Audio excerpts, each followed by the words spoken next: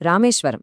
ఈ పేరు వినగానే మనలో చాలామందికి గుర్తొచ్చేది ఆ మహాశివాలయం. కాని అదొక ఆలయం మాత్రమేనా? కాదు. అంతకంటే చాలా ఎక్కువ. ఇది ఒక అద్భుతమైన సంగమం. ఇక్కడ పురాణం, చరిత్ర, భౌగోళికం ఈ మూడు మహాశక్తులు వచ్చి సముద్రంలో కలుస్తాయి. అటువంటి అద్భుతమైన ప్రదేశం గురించే ఈరోజు మనం మాట్లాడుకోబోతున్నాం. పురాణం, చరిత్ర, సముద్రం అసలీ మూడు ఒకే చోట ఎలా కలుస్తాయి? ఇది మామూలు ప్రశ్న కాదండి. రామేశ్వరం అనే ఆ మహాక్షేత్రం యొక్క అస్తిత్వానికి ఇది మూలం. సరే, మరి మూడు వేరువేరు ప్రపంచాలు కలిసిపోయి లక్షలాది మందికి ఒక నమ్మకంగా, ఒక విశ్వాస కేంద్రంగా ఎలా మారిందో పదండి చూద్దాం. చూశారుగా, ఈ ఒక్క వాక్యం చాలు రామేశ్వరం అంటే ఏంటో చెప్పడానికి. అక్షరాలా ఇది పురాణం, చరిత్ర, సముద్రం, ఇంకా మోక్షం వీటన్నింటి సజీవ సంగమం. అంటే ఇదొక రాతి కట్టడం కాదు, ఒక ఫీల్, ఒక అనుభూతి అన్నమాట. మరి ఈ అనుభూతికి మూలమెక్కడుంది? అది తెలుసుకోవాలంటే మనం మన ఇతిహాసంలోకి వెళ్లాల్సిందే. ప్రతి గొప్ప ప్రదేశం వెనక ఒక గొప్ప కథ ఉంటుంది కదా.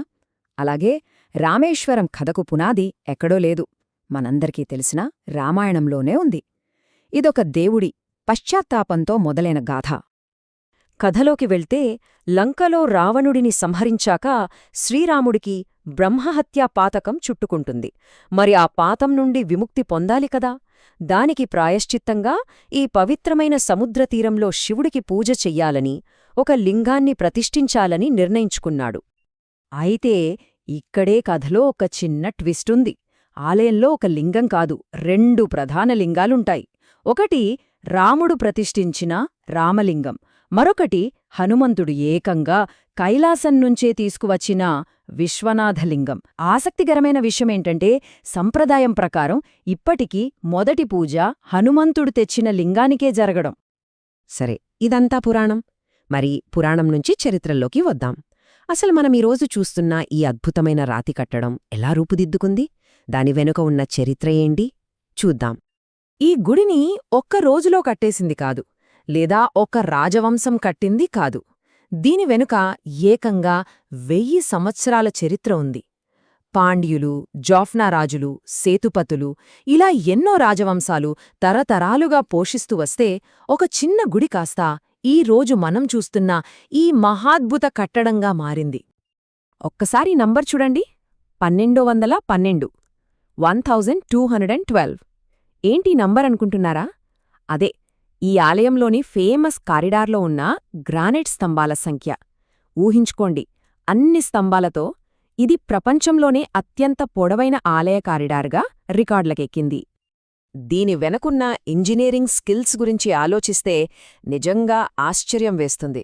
ఒక్కసారి ఆలోచించండి, ఈరోజు మనకున్నట్టు జీపీఎస్లు లేవు, లేజర్లు లేవు, ఏ ఆధునిక సర్వే పరికరాలు లేకుండా ఇంత పెద్ద నిర్మాణం ఇంత ఖచ్చితంగా ఎలా కట్టగలిగారు? ఇది ఆనాటి మన శిల్పుల, ఇంజనీర్ల ప్రతిభకు ఒక సజీవ సాక్ష్యం. ఓకే, పురాణం చూశాం, చరిత్ర చూశాం. ఇక మూడవ అంశం జాగ్రఫీ, అంటే భౌగోళికం.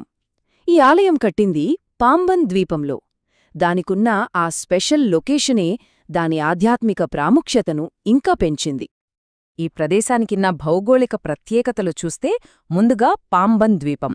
ఇది భారతదేశానికి శ్రీలంకకు మధ్య ఒక ఆధ్యాత్మిక వారధిలా పనిచేస్తుంది. ఇక ఇక్కడి సముద్రతీరాన్నే అగ్నితీర్థం అంటారు. యాత్రికులు తమ పాపాలు పోవాలని ఇక్కడ పవిత్ర స్నానం చేస్తారు. ఆ తర్వాత యాడమ్స్ బ్రిడ్జ్, అంటే మన రామసేతు. ఇది రామాయణాన్ని నేరుగా ఈ నేలతో కనెక్ట్ చేస్తుంది. అందుకే అంటారు, రామేశ్వరాన్ని భూములకి, సముద్రాలకి, ఇతిహాసాలకి మధ్య ఒక ఆధ్యాత్మిక గేట్వేగా మార్చింది దాని భౌగోళిక శాస్త్రమే అని. ఇక్కడ జాగ్రఫీ వేరు, స్పిరిచువాలిటీ వేరు కాదు, రెండూ పెనవేసుకుపోయాయి. సో పురాణం, చరిత్ర, భూగోళం ఈ 3 అంశాలు కలిసి రామేశ్వరాన్ని దేశవ్యాప్తంగా ఉన్న భక్తులను ఆకర్షించే ఒక పవర్ఫుల్ యాత్రా కేంద్రంగా ఎలా మార్చాయో చూద్దాం. రామేశ్వరానికి చాలా స్పెషాలిటీస్ ఉన్నాయి. ఒకటి, ఇది శివుడి 12 పవిత్ర జ్యోతిర్లింగాల్లో ఒకటి.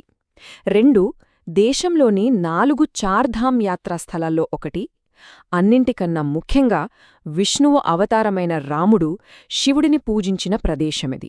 అందుకే ఇది శైవులకు, వైష్ణవులకు మధ్య ఐక్యతకు చిహ్నంగా నిలుస్తుంది. ఇక్కడికి వచ్చే యాత్రికుల ఎక్స్పీరియన్స్లో ఒక ముఖ్యమైన భాగం తీర్థం. ఇంతకీ తీర్థమంటే ఏంటి? సింపుల్గా చెప్పాలంటే ఆలయం లోపల ఉండే పవిత్రమైన నీటి బావులు. ఆలయం లోపల 1 కాదు 2 కాదు, మొత్తం 22 పవిత్ర తీర్థాలున్నాయి. అంటే 22 బావులు. అక్కడికొచ్చిన యాత్రికులు మోక్షం కోసం ఈ 22 బావుల దగ్గరికి వెళ్లి ఒక్కో బావి నీళ్లను తలపై పోసుకుంటారు. ఇది కేవలం ఒక ఆచారంలా అనిపించొచ్చు, కానీ అది ఒక పవర్ఫుల్ ప్యూరిఫికేషన్ ప్రాసెస్ అన్నమాట. సో ఫైనల్గా చూస్తే రామేశ్వరం అంటే ఏంటి? దాన్ని ఏది నిర్వచిస్తుంది? ముందుగా తరతరాలుగా మనతో ఉన్నదాని ఇతిహాస కథనం. ఆ తర్వాత శతాబ్దాలుగా మనల్ని ఆశ్చర్యపరుస్తున్న దాని నిర్మాణ మేధస్సు.